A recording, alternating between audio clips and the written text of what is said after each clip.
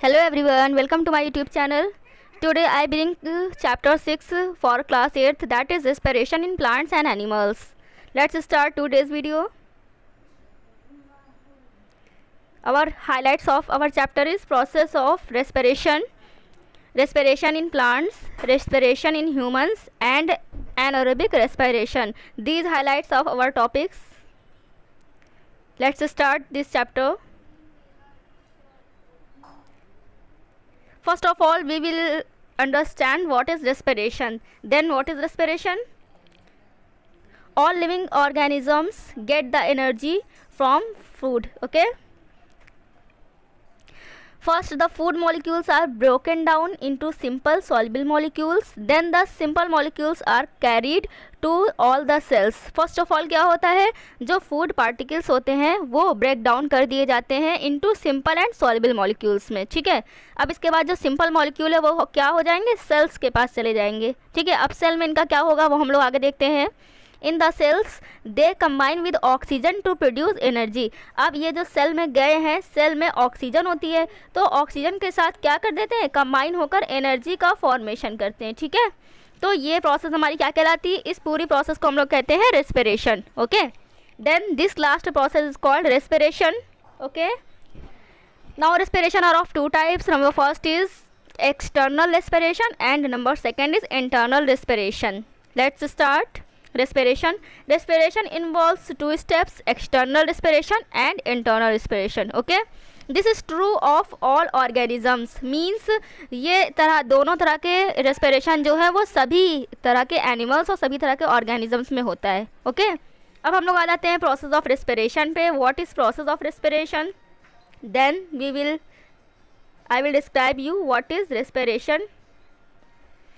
First of all external respiration. External respiration में क्या हो जाएगा, taking oxygen inside and giving out of carbon dioxide. Means oxygen को enter करना और कार्बन डाइऑक्साइड को रिलीज करना. ठीक है. क्या कहलाता है, एक्सटर्नल रिस्पिरेशन कहलाता है. और इसे हम लोग क्या कह सकते हैं, ब्रीथिंग भी कह सकते हैं. Okay. Now it takes place differently in different organisms. Means क्या होता है, ये डिफरेंट ऑर्गेनिजम्स में डिफरेंट तरह से वर्क करता है. Okay. Some organisms use their lungs to breathe. कुछ ऑर्गेनिजम्स लंग्स का यूज़ करते हैं ब्रीथ के लिए. Some use gills while other use their skins. कुछ क्या करते हैं, गिल्स के थ्रू रेस्पिरेशन करते हैं और कुछ अपनी स्किन के थ्रू रेस्पिरेशन करते हैं. All living organisms take oxygen inside from the air, while most aquatic organisms use oxygen dissolve in water. वैसे तो जितने भी organisms हैं सभी ऑक्सीजन को कहाँ से रिसीव करते हैं, एयर से रिसीव करते हैं ना. बट ऐसे सभी organisms जो कि पानी में रहने वाले हैं, मीन्स एक्वेटिक होते हैं, तो वो क्या करते हैं, वो ऑक्सीजन को वाटर से लेते हैं. ठीक है. अब ऑक्सीजन वाटर में कहाँ से आई, तो वाटर में ऑक्सीजन डिज़ोल्व होती है, डिज़ोल्व फॉर्म में. ठीक है. तो इस वाटर से ये ऑक्सीजन को कैप्चर कर लेते हैं. ये हमारा क्या हो गया, एक्सटर्नल रेस्पिरेशन हो गया. अब हम लोग आ जाते हैं इंटरनल रेस्पिरेशन में. इंटरनल रेस्पिरेशन में क्या हो जाएगा, ऑक्सीजन कंबाइंस विद ग्लूकोज. ठीक है, inside the cell to produce energy. यहाँ पर ऑक्सीजन किससे हो गई, ऑक्सीजन कंबाइन हो गई ग्लूकोज से और बनाया है हमारा एनर्जी. ठीक है. तो इस प्रोसेस को हम लोग क्या बोलेंगे, इंटरनल रेस्पिरेशन. मीन्स इसमें सेल के अंदर की चीज़ें हो रही ना, तो इसलिए हम लोग इसे इंटरनल बोल रहे हैं. Okay. Now carbon dioxide and water are also produce in this process. और क्या होगा, इस प्रोसेस में कार्बन डाइऑक्साइड और वाटर का फॉर्मेशन होगा. ठीक है. इस प्रोसेस को हम लोग क्या कहते हैं, इस प्रोसेस को हम लोग कहते हैं इंटरनल रेस्पिरेशन. ठीक है. This part of respiration is same in all the organisms. ये जो रेस्पिरेशन की प्रोसेस होती है सभी ऑर्गेनिजम्स में सेम होती है. ठीक है. It involves many complex reactions. कौन कौन सी कॉम्प्लेक्स रिएक्शन होती है, फर्स्ट हमने क्या बताया था, मैंने ग्लूकोज ऑक्सीजन से कंबाइन होता है और क्या बना देता है, कार्बन डाइऑक्साइड बना देता है और वाटर और एनर्जी रिलीज हो जाती है. तो यही आपकी रिएक्शन दी हुई है, जिसमें से ग्लूकोज का फॉर्मूला यहाँ पर लिखा हुआ है C6H12 है. यहाँ पर आप सही कर लीजिए बुक में, C6H12. ये लाइक दिस मैं यहाँ पर लिख रही हूँ फॉर्मूला ग्लूकोज का. ये होता है ग्लूकोज का फॉर्मूला. तो जब C6H12 O6 कंबाइन करेगा किससे, ऑक्सीजन से, तो क्या रिलीज़ हो जाएगा, वाटर रिलीज़ होगा जो कि H2O होता है और एनर्जी रिलीज़ होगी. ठीक है. एनर्जी को हम लोग हीट के फॉर्म में रिलीज़ हो जाएगी एनर्जी. ये हमारी हो गई रेस्पिरेशन की process with equation. I hope you will clear this with this topic. Let's turn to next point. The carbon dioxide is produced is expelled through out by the body. Means क्या है, अब ये जो इस process में carbon dioxide बनी है वो बॉडी के थ्रू आउट कर दी जाएगी, ठीक है। Some water vapour are also given out. इसके अलावा कुछ वाटर वेपर्स भी हमारे रेस्पिरेशन के थ्रू आउट होती है हमारी बॉडी से। क्लियर। अब हम लोग पढ़ लेते हैं कुछ रेस्पिरेटरी ऑर्गन्स जो कि अलग अलग ऑर्गेनिजम्स में अलग अलग वर्क करता है। तो वो कौन से हैं देखते हैं हम लोग, स्टार्ट करते हैं।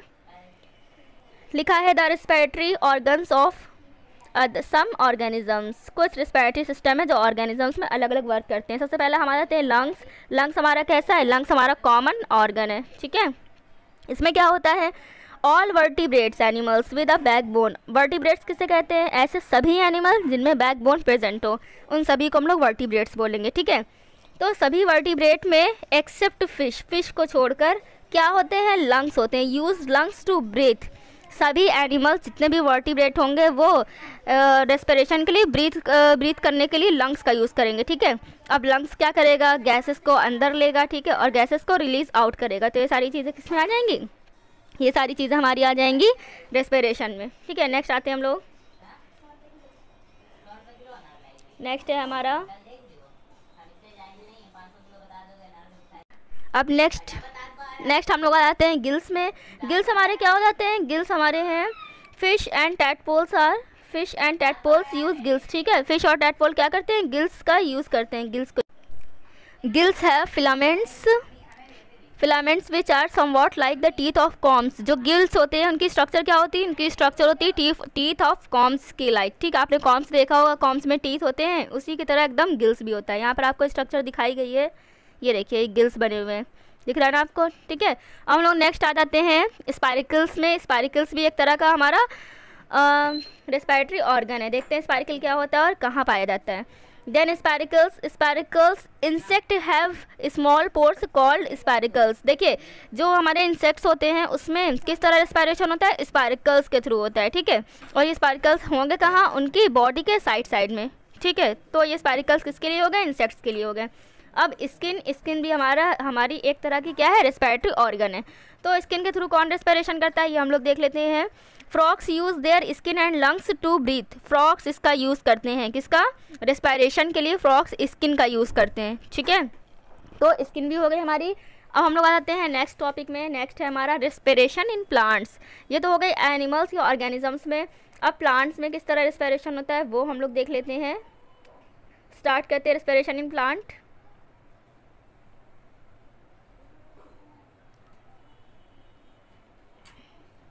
ठीक है, देन सबसे पहले हम लोग देखते हैं plants breathe through small pores.